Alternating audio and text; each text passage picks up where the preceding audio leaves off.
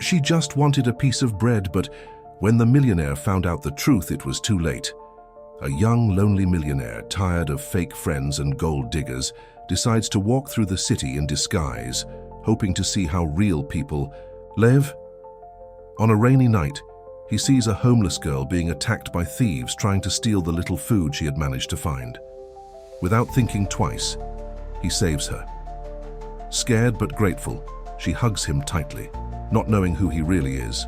Touched by her pure heart, something he had never experienced in his world of luxury, he starts coming back every day to bring her food and talk to her.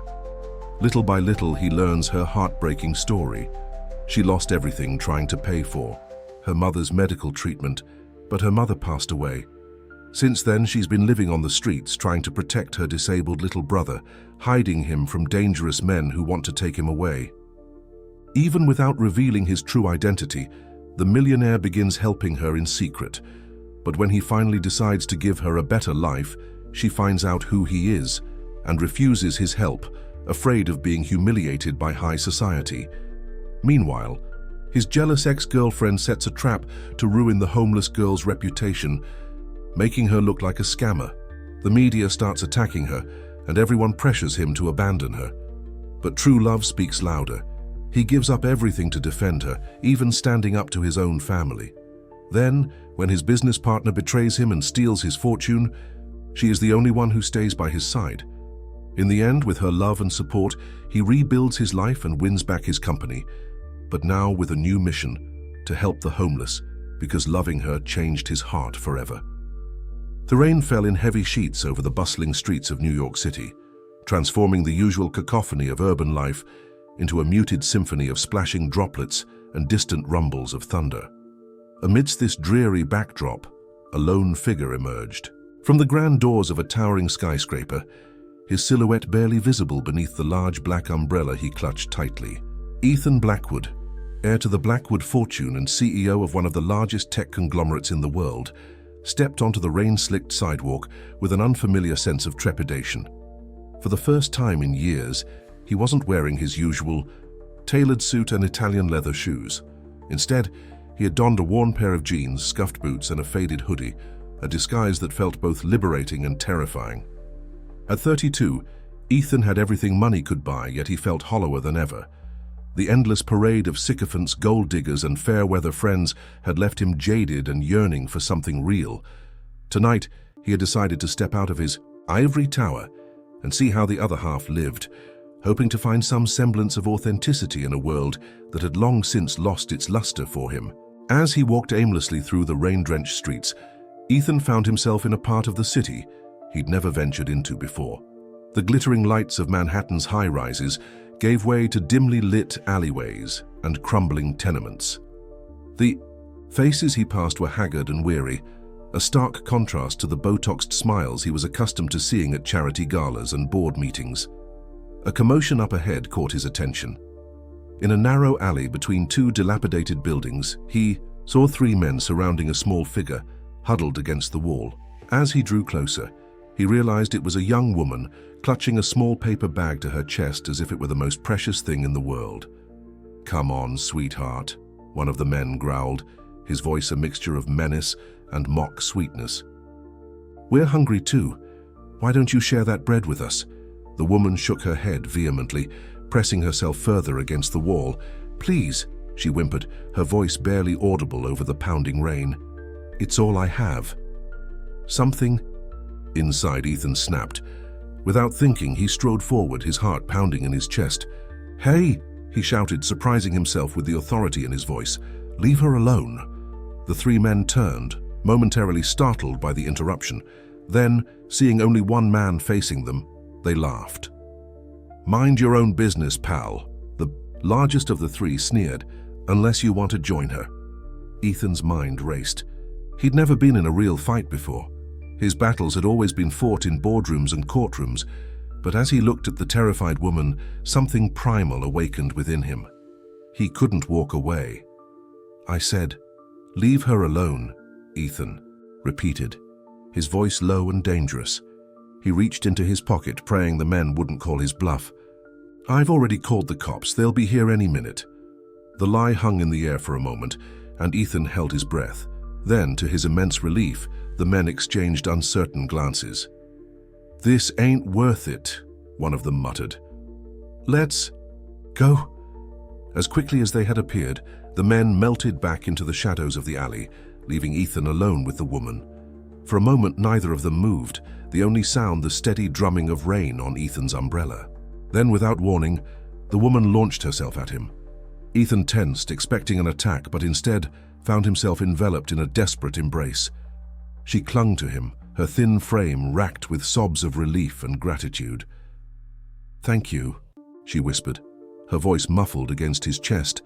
"Thank you, thank you, thank you."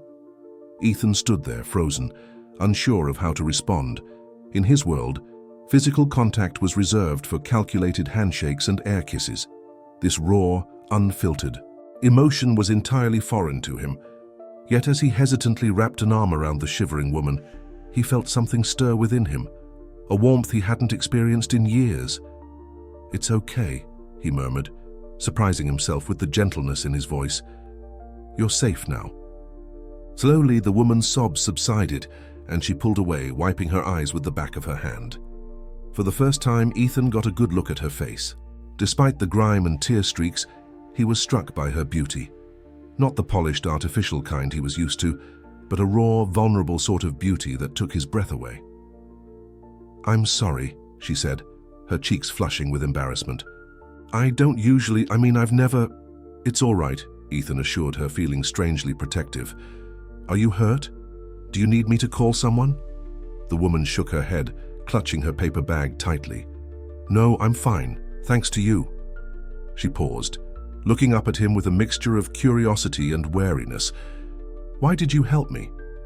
Ethan opened his mouth to respond, then closed it again. How could he explain the emptiness that had driven him out into the night, the longing for something real in a world of facades? Instead, he simply shrugged. It was the right thing to do. A small smile tugged at the corners of her mouth, a genuine smile that lit up her entire face. "Well, thank you. I'm Lily, by the way." "Ethan," he replied, then quickly added, "Just Ethan." The last thing he wanted was for her to recognize his last name and shatter this moment of authenticity. Lily nodded, then glanced down at the soggy paper bag in her hands. "I don't have much, but would you like to share my bread? It's the least I can do to thank you." Ethan's first instinct was to refuse. He had access to the finest cuisine in the world. Why would he want a piece of what was likely day-old bread? But as he looked at Lily's earnest expression, he realized that this simple offer meant more than any lavish gift he'd ever received. "I'd like that," he said softly. Together, they found shelter beneath the awning of a closed storefront. Lily carefully unwrapped the slightly squashed loaf of bread and broke it in half, offering the larger portion to Ethan. As they ate in companionable silence, Ethan found himself studying Lily. Her clothes were worn and mismatched, her hair tangled and damp from the rain. Yet there was a quiet dignity about her, a resilience that spoke of hidden depths. "So, Lily," Ethan began, searching for the right words, are you homeless?" Lily finished for him, a wry smile on her face. "It's okay. You can say it. Yes, I am. It's not something I'm proud of, but it's my reality right now." Ethan nodded, feeling a pang of guilt for his own privilege. "I'm sorry, that must be incredibly difficult." Lily shrugged, her eyes distant. "It is what it is. Life doesn't always go the way we plan, you know." She took another bite of bread, chewing thoughtfully. "But I'm grateful for small mercies, like this bread, and kind strangers who appear out of nowhere to save the day." Her words hit Ethan like a punch to the gut. Here was a woman who had every reason to be bitter and angry at the world, yet she spoke of gratitude. When was the last time he had felt truly grateful for anything? "What happened?" he found himself asking. "If you don't mind me asking, how did you end up here?" Lily was quiet for a long moment, and Ethan feared he had overstepped. But then she began to speak, her voice soft but steady. "It's a long story," she said, "but the short version is that I lost everything trying to save someone I loved. My mother, She got sick, really sick. The kind of sickness that requires expensive treatments and miracle drugs. Lily's eyes glistened with unshed tears. I had some savings, a decent job. I thought I could handle it, but the bills kept piling up and the treatments weren't working. I took out loans, maxed out credit cards, even sold my car and most of my possessions. But it wasn't enough. It was never enough. Ethan listened, transfixed. He had heard sob stories before, usually from people trying to get something from him, but there was no artifice in Lily's words, no plea for help or sympathy, just raw, honest pain. In the end, Lily continued, her voice barely above a whisper, I lost my job because I was spending so much time at the hospital. Then I lost my apartment. And then I lost my mom. She took a shuddering breath. She died knowing I had sacrificed everything for her, and she made me promise to keep fighting, to rebuild my life. But it's not easy starting over when you have nothing left. Silence fell between them, broken only by the steady patter of rain. Ethan's mind whirled with conflicting emotions. Part of him wanted to reveal who he was, to offer Lily a blank check and solve all her problems. But another part, a part he was only just beginning to understand, knew that such an action would cheapen this moment, this connection that felt more real than anything he'd experienced in years. I'm so sorry, he said finally, the words feeling woefully inadequate. I can't even imagine what that must be like. Lily gave him a small, sad smile. Thank you. But you know what? As hard as it is, I don't regret it. My mom taught me that love is the most valuable thing in this world, more valuable than money or status or anything else. And I loved her with everything I had. That's something no one can take away from me. Her words resonated deep within Ethan's soul. How long had it been since he had felt that kind of love? Had he ever? As if sensing his thoughts, Lily reached out and squeezed his hand. Hey, I'm sorry. I didn't mean to dump all of that on you. You probably think I'm crazy, sharing my life story with a stranger. Ethan shook his head vehemently. No, not at all. I'm honored that you trusted me enough to share that. He paused, struggling to find the right words. Lily, I know we've just met, but is there anything I can do to help? The moment the words left his mouth, Ethan tensed. Would this be the moment when the facade crumbled? When Lily's eyes lit up with recognition and greed, realizing who he really was? But Lily just smiled and shook her head. You've already done more than enough. You saved me tonight, Ethan. Not just from those men, but you reminded me that there are still good people in this world. That's worth more than you know. Ethan felt a lump form in his throat. In that moment, he made a decision that would change the course of his life forever. Listen, he said, his heart pounding. I know this might sound crazy, but would you meet me here again tomorrow? Same time? Lily raised an eyebrow, a mix of curiosity and wariness in her expression. Why? Because, Ethan said, surprising himself with his own honesty, I think I need a friend, a real one. And I have a feeling you might too.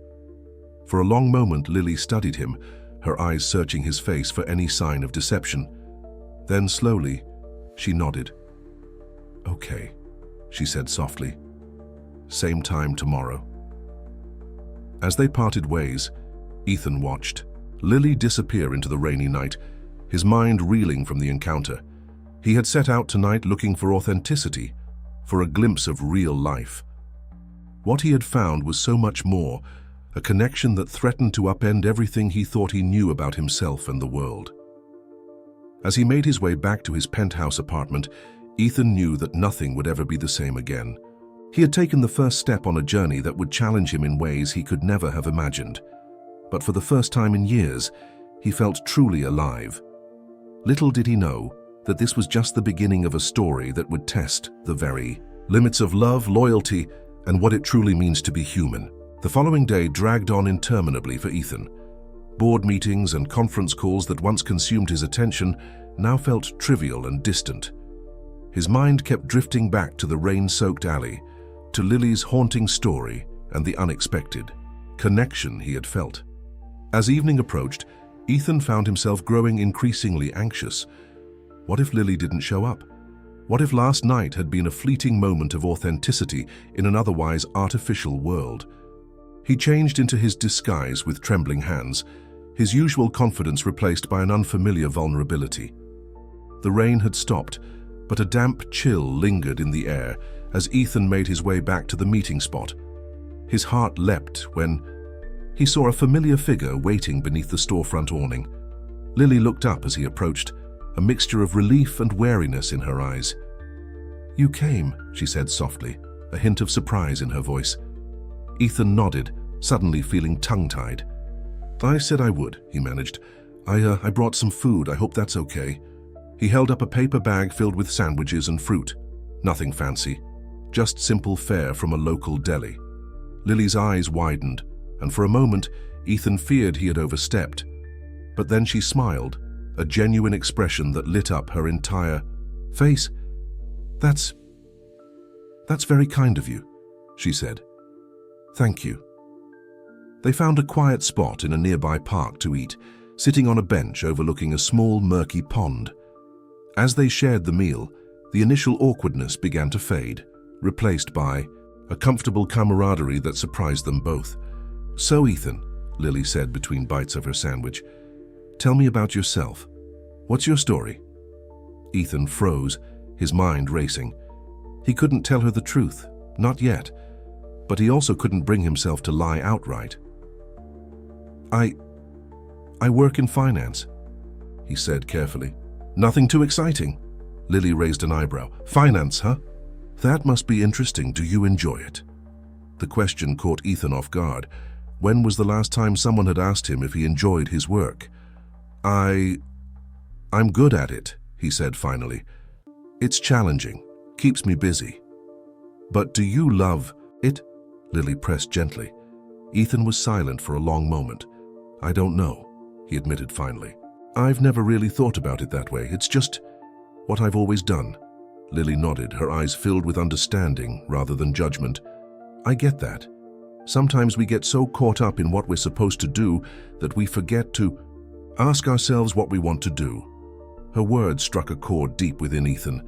He had spent his entire life living up to others' expectations, his father's, his shareholders', society's. When was the last time he had done something simply because he wanted to? "What about you?" he asked, eager to shift the focus away from himself. "Before everything happened, what did you want to do?" A wistful smile played across Lily's lips. "I wanted to be a teacher," she said softly. "I've always loved working with kids, helping them discover their potential. I was actually in my final year of college when my mom got sick." Ethan felt a pang of sadness. "That's a noble profession," he said sincerely. "Do you think you'll ever go back to it?" Lily shrugged, her eyes distant. "I don't know. It feels like a lifetime ago now. And besides," she added with a self-deprecating laugh, "who's going to hire a homeless person to teach their kids?" The bitterness in her voice was palpable, and Ethan felt a surge of protectiveness. "Hey," he said gently, "don't talk about yourself like that. You're not defined by your circumstances. You're smart, kind, resilient. Any school would be lucky to have you." Lily looked at him, her eyes shining with unshed tears. "You barely know me," she whispered. "I know enough," Ethan replied firmly. "I know you sacrificed everything for someone you loved. I know you have a strength that most people can't even imagine. And I know that if you're given half a chance, you could do amazing things." A single tear slid down Lily's cheek, and she quickly wiped it away. "Thank you," she said, her voice thick with emotion. "It's been a long time since anyone believed in me like that." Ethan felt a lump form in his throat. He wanted to tell her everything, who he really was, how he could change her life with a single phone call. But something held him back. He knew instinctively that revealing his true identity now would shatter the fragile trust they were building. Instead, he simply said, "Well, get used to it, because I'm not going anywhere." They spent the next few hours talking, sharing stories and dreams. Ethan found himself opening up in ways he never had before, talking about the pressure of living up to his family's expectations, carefully omitting any specific details that might reveal his true identity. his loneliness in a world of superficial connections, his fear of never finding something real. Lily, in turn, shared more about her life before homelessness, her close relationship with her mother, her passion for literature and art, her dreams of making a difference in children's lives. She also spoke, haltingly at first, about the challenges of life on the streets, the constant fear, the humiliation, the struggle to maintain hope in the face of overwhelming odds. As night fell and the temperature dropped, Ethan noticed Lily shivering. Without thinking, he shrugged off his jacket and draped it over her shoulders. "Oh no, I couldn't," Lily protested, trying to hand it back. "Please," Ethan insisted. "I want you to have it." Lily hesitated, then pulled the jacket tighter around herself. "Thank you," she said softly, "for everything." As they parted ways that night, Ethan felt a mix of elation and dread. He was exhilarated by the connection he'd found with Lily, but terrified of the complications his true identity would bring. Over the next few weeks, Ethan and Lily fell into a routine. Every evening, Ethan would slip away from his world of luxury, don his disguise, and meet Lily in their spot. He always brought food, simple, hearty meals that he claimed were leftovers from his workplace cafeteria. In reality, he agonized over each selection, wanting to provide nourishing food without arousing suspicion. Their conversations deepened, touching on everything from philosophy to pop culture. Ethan found himself captivated by Lily's quick wit and insightful observations. She had a way of seeing the world that challenged his preconceptions and made him question long-held beliefs. One evening, as they walked through a quiet neighborhood, Lily suddenly stopped, her face pale. "Lily, what's wrong?" Ethan asked, alarmed. It's nothing," Lily said, but her voice trembled. I need to check on something. Can you wait here for a moment?" Before Ethan could respond, Lily darted down a narrow alley. Concerned, he followed at a distance. He watched as she approached a large cardboard box tucked behind a dumpster. To his amazement, she knelt down and began speaking softly. "Tommy, it's me. Are you okay?"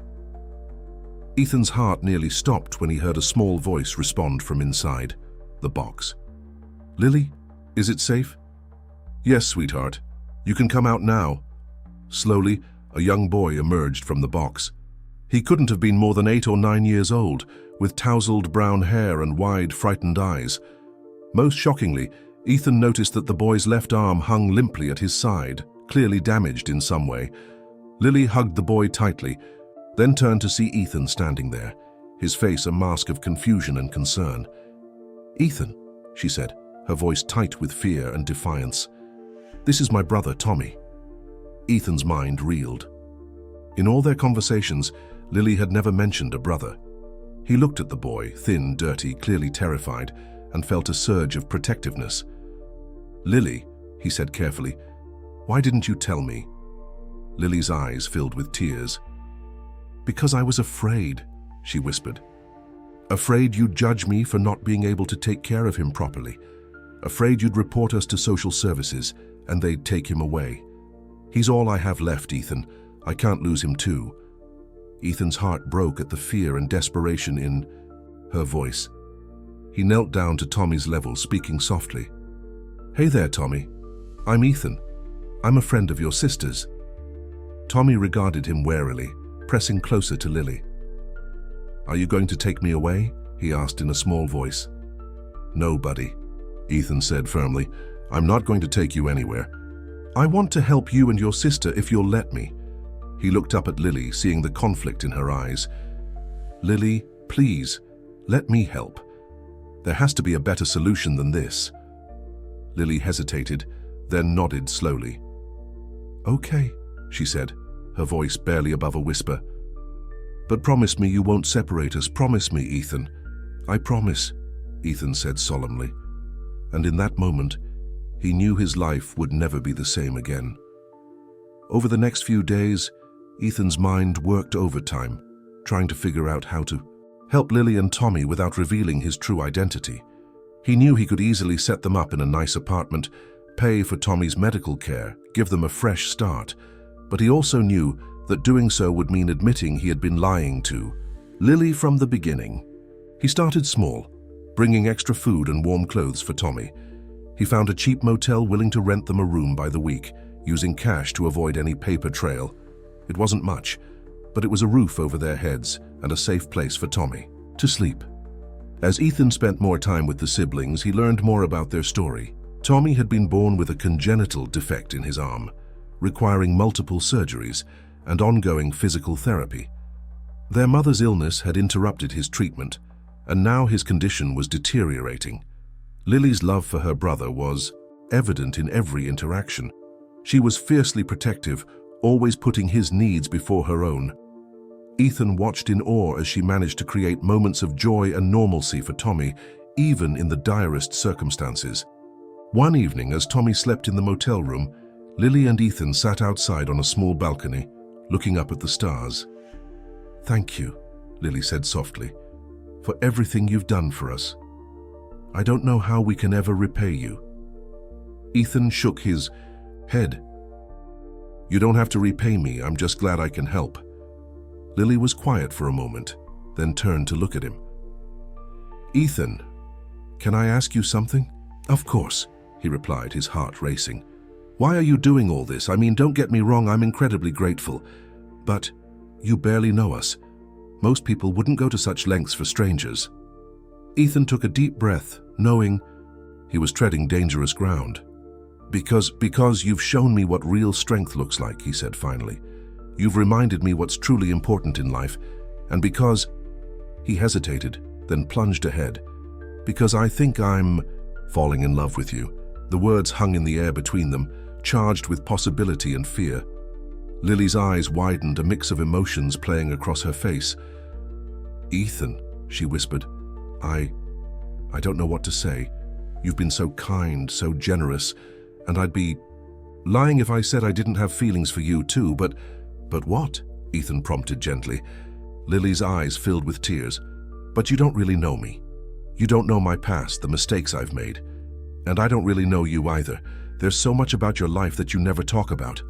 I feel like there's this wall between us, and I don't know how to break through it." Ethan felt as if he'd been punched in the gut. She was right, of course. He had been keeping her at arm's length, afraid of revealing his true identity. But in doing so, he had created exactly the kind of artificial relationship he had been trying to escape. "You're right," he said softly. "There's a lot I haven't told you. And I want to, Lily. I want to tell you everything, but I'm afraid." "Afraid of what?" Lily asked, her voice gentle but insistent. Ethan took a deep breath. "Afraid that once you know the truth, everything will change, that you'll see me differently, that this connection we have will disappear." Lily reached out and took his hand, her touch sending sparks through his body. "Ethan, look at me," she said firmly. "I've lived on the streets, I've seen the worst of humanity, but I've also seen the best. And you're one of the good ones. Whatever you're hiding, whatever you're afraid to tell me, it doesn't change. Who you are at your core. The man who saved me that night in the alley, who's been bringing us food and clothes, who's played games with Tommy and made him laugh for the first time in months. That's the real you, and that's the person I'm falling for." Ethan felt tears prick at his eyes. In that moment, he knew he couldn't keep lying to her. Whatever the consequences, Lily deserved the truth. "Okay," he said, his voice shaky. "Okay. I'll tell you everything, but not here. Tomorrow night, meet me at the park where we usually talk. I'll explain everything, I promise." Lily nodded, her eyes searching his face. "I'll be there," she said softly. As Ethan left the motel that night, his mind was in turmoil. How would Lily react when she learned who he really was? Would she be angry at his deception? Would she think he had been playing some sort of sick game? He spent the next day in a haze, barely able to focus on work. As evening approached, he made a decision.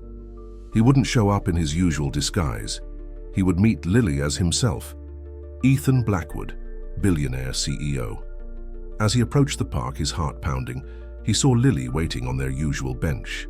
She looked up as he approached, her eyes widening in confusion and then shock as she recognized him from news articles and magazine covers. "Ethan!" she gasped. "What? I don't understand." Ethan sat down beside her, his hands trembling. "Lily, I'm so sorry," he began. "I should have told you the truth from the beginning. My name is Ethan Blackwood. I'm the CEO of Blackwood Technologies, and I've been lying to you since the night we met." Lily stared at Ethan, her face a whirlwind of emotions: shock, confusion, hurt, and something else he couldn't quite identify. For a long moment, neither of them spoke, the weight of his revelation hanging heavy in the air between them. "I don't understand," Lily finally said, her voice barely above a whisper. "Why? Why would you pretend to be someone else? Was this all some kind of game to you?" The pain in her voice cut Ethan to the core. "No, Lily, God no," he said urgently. "It was never a game.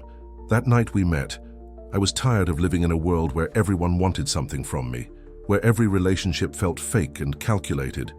I just wanted to experience something real, to connect with people without the baggage of my name and wealth." Lily shook her head, tears glistening in her eyes. "So you decided to play dress-up? To slum it with the homeless girl for a taste of real life?" "It wasn't like that," Ethan protested. "I never expected to meet you, to feel this connection, and once I did, I was afraid. Afraid that if you knew who I really was, everything would change." "Well, congratulations," Lily said bitterly. "It has changed. How am I supposed to trust anything you've said or done? How do I know this isn't just some billionaire's idea of charity?" Ethan felt as if his heart was being torn in two. "Lily, please," he begged. "Everything I've felt, everything I've said about how I feel about you, that's all real. More real than anything I've ever experienced." Lily stood up abruptly, wrapping her arms around herself as if for protection. "I need to think," she said, her voice shaky. I need to be alone." "Lily, wait," Ethan said, reaching for her hand, but she pulled away, shaking her head. "No, Ethan, or whoever you are. I can't do this right now. I have to go check on Tommy." As she turned to leave, Ethan called out, "Lily, please, at least let me help Tommy. Whatever you feel about me, he shouldn't suffer because of my mistakes." Lily paused, her back to him. For a moment, Ethan thought she might refuse. Then, without turning around, she said quietly, "I'll think about it." And then she was gone, leaving Ethan alone on the bench, feeling more lost and alone than he ever had in his life. The next few days were agony for Ethan. He threw himself into work, trying to distract himself from the gnawing emptiness in his chest. But everywhere he looked, he saw reminders of Lily. In the faces of the homeless people he passed on his way to the office, in the simple joys he had taken for granted, in the very wealth that now felt like a curse. He tried to reach out to Lily, leaving messages at the motel where she and Tommy were staying, but there was no response. He even considered hiring a private investigator to find her, but the thought made him sick. He had already violated her trust once. He couldn't do it again. As the days stretched into a week, Ethan found himself questioning everything about his life, the empire he had built, the wealth he had accumulated. What did it all mean if he couldn't use it to help the people he cared about? What was the point of success if it left him feeling so utterly alone? It was on a rainy Tuesday afternoon, almost identical to the night he had first met Lily, that everything changed again. Ethan was in his office, staring blankly at spreadsheets he couldn't focus on, when his assistant buzzed him. "Mr. Blackwood, there's a woman here to see you. She doesn't have an appointment, but she's quite insistent." Ethan's heart leapt. "What's her name?" "She says her name is Lily, sir. Should I send her away?" "No," Ethan said, perhaps too quickly. "No, please, send her in immediately." Moments later, the door opened and Lily walked in. She looked different in the harsh fluorescent light of his office, smaller somehow, more vulnerable. But her eyes were clear and determined as she met his gaze. "Hello, Ethan," she said softly. "Lily," he breathed, rising from his chair. I'm so glad you're here. I've been trying to reach you." "I know," she said. "I needed time to think, to process everything." Ethan nodded, his throat tight. "And have you processed it, I mean?" Lily took a deep breath. "I'm still angry," she said honestly, "and hurt. You lied to me, Ethan. You made me believe in a version of you that wasn't real." "I'm so sorry," Ethan said, his voice breaking. "I never meant to hurt you. The person you got to know, that is the real me, Lily, the most real I've ever been." Lily was quiet for a moment, studying his face. Then she said, "I believe you, or at least I want to believe you. But Ethan, you have to understand, people like me, we can't afford to trust easily. Trust can get us hurt or worse." Ethan nodded, understanding all too well. "I know, and I'll spend the rest of my life earning back your trust if you'll let me." A ghost of a smile flickered across Lily's face. "That's partly why I'm here," she said. "Tommy's arm is getting worse. The doctors at the free clinic say he needs surgery soon, or he might lose function in it completely."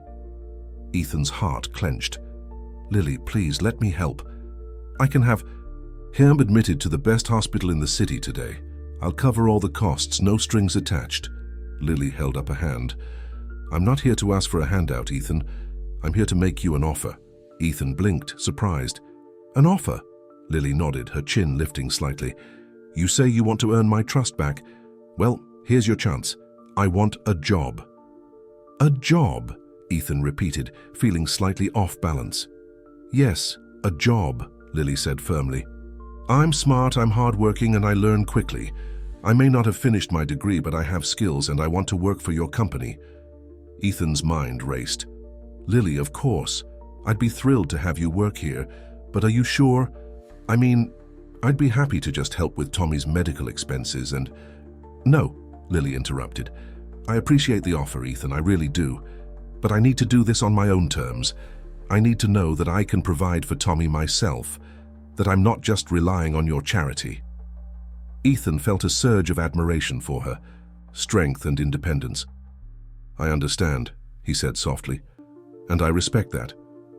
What kind of position did you have in mind?" Lily hesitated for a moment. "I was thinking, maybe something in your corporate social responsibility department. I've seen the work your company does in the community, and I think I could bring a unique perspective to it." Ethan's eyes lit up. That's actually brilliant, Lily. We've been looking to expand our outreach programs, especially those focused on homelessness and education. Your experience would be invaluable." For the first time since she'd entered his office, Lily's face relaxed into a genuine smile. "Really? You think so?" "Absolutely," Ethan said enthusiastically. "In fact, I think you could do more than just work in the department. I think you should lead it." Lily's eyes widened. "Lead it? Ethan, I don't have any management experience. I don't even have a college degree." Ethan shook his head. "Degrees and experience are important, yes, but what's more important is passion, insight, and a genuine understanding of the issues we're trying to address. You have all of that in spades, Lily. Plus," he added with a small smile, "I happen to know the CEO, and I think he'd be very supportive of this decision." Lily laughed despite herself, and the sound was like music to Ethan's ears. "You're incorrigible, you know that?" "So, I've been told," Ethan replied, his heart lightening for the first time in days. "But what do you say? Will you accept the position?" Lily took a deep breath, then nodded. Yes, I will, but Ethan, I need you to understand something. This doesn't fix everything between us. I'm still processing a lot, and I need time. Can you give me that?" Ethan nodded solemnly. "Of course. I'll give you all the time and space you need. I'm just grateful for the chance to make things right." Over the next few weeks, Lily threw herself into her new role with a passion and dedication that impressed everyone at Blackwood Technologies. She brought fresh perspectives to the company's outreach programs, drawing on her own experiences to create initiatives that truly address the needs of the homeless and underprivileged. Ethan watched her bloom in her new position, marveling at her intelligence and creativity. He kept his distance, respecting her need for space, but he couldn't help the pride and affection that swelled in his heart every time he saw her in action. Tommy's surgery was scheduled and went smoothly, thanks to the care of the top orthopedic specialists in the city. Ethan made sure everything was taken care of, but always through proper channels, never pushing for special treatment or recognition. As the weeks turned into months, Lily and Ethan settled into a new rhythm. They worked together professionally, their shared passion for making a difference bridging the gap between them. Slowly, tentatively, they began to rebuild their personal relationship as well. It started with small moments, a shared smile in the hallway, a thoughtful comment in a meeting, a cup of coffee left on each other's desk. Gradually, they began to talk more, rediscovering the easy rapport they had shared before. One evening, as they were both working late, Ethan found Lily in the office kitchen, staring out the window at the city lights. "Penny, for your thoughts?" he said softly, not wanting to startle her. Lily turned, a small smile on her face. "Just thinking about how much has changed. A few months ago, I was on the streets wondering where our next meal would come from. And now you're changing lives," Ethan finished for her. "The work you're doing, Lily. It's incredible. You've made such a difference already." Lily blushed slightly. "It's not just me, it's the whole team, and you, Ethan. None of this would be possible without your support." Ethan shook his head. "I just provided the resources. You're the one with the vision, the passion. You're the heart of this operation, Lily." They looked at each other for a long moment, the air between them charged with unspoken emotions. "Ethan," Lily said softly, "I think I'm ready to talk. About us, I mean." Ethan's heart skipped a beat. "Okay," he said, trying to keep his voice steady. "What do you want to talk about?" Lily took a deep breath. "I've had a lot of time to think these past few months, about trust and forgiveness and second chances." She paused, gathering her thoughts. "What you did, pretending to be someone else, it hurt. It made me question everything. But I've also seen who you really are, Ethan. Not the billionaire CEO, not the guy in the hoodie pretending to be ordinary. The real you." Ethan held his breath, afraid to hope. "And what do you see?" Lily smiled, her eyes shining. "I see a man who cares deeply about making the world better, who's not afraid to admit his mistakes and work to fix them, who sees people for who they are, not what they can do for him." She stepped closer to him. "I see the man I fell in love with." Ethan's heart soared. "Lily," he whispered, reaching out to cup her face gently. "I love you. I've loved you since that first night in the rain. Everything that's happened since then has only made me love you more." Lily leaned into his touch. "I love you too, Ethan, and I'm ready. I'm ready to trust you again, to give us a real chance." As their lips met in a tender kiss, Ethan felt as if his whole world had shifted on its axis. This was what he had been searching for all along. Not just love, but a partnership built on mutual respect, shared values, and a commitment to making a difference. In the months and years that followed, Ethan and Lily's relationship deepened and flourished. Together, they expanded Blackwood Technologies' social impact initiatives, creating programs that truly changed lives. Tommy thrived under their care, his arm healing and his future brightening with each passing day. Ethan's perspective on wealth and success transformed. He still worked hard and led his company with vision, but now he measured his achievements not in dollars, but in lives improved and communities uplifted. And through it all, he never forgot the lesson he had learned on that rainy night when he first met Lily, that true wealth lies not in bank accounts or business empires, but in the connections we make and the love we share. As they stood together on the balcony of their home, watching the sun set over the city they were working to improve, Ethan wrapped his arms around Lily and whispered, "Thank you." "For what?" she asked, leaning back against him. "For showing me what really matters," he replied. "For loving me, flaws and all, for making me a better man." Lily turned in his arms, her eyes filled with love. "We made each other better," she said softly, "and we're just getting started." As they kissed, the last rays of sunlight painting the sky in brilliant hues, Ethan knew that this love, this purpose, this shared commitment to making a difference was the greatest fortune he could ever hope to possess. And as the stars began to twinkle in the darkening sky, he silently thanked whatever twist of fate had led him to that alley on that rainy night, for in saving Lily, he had ultimately saved himself.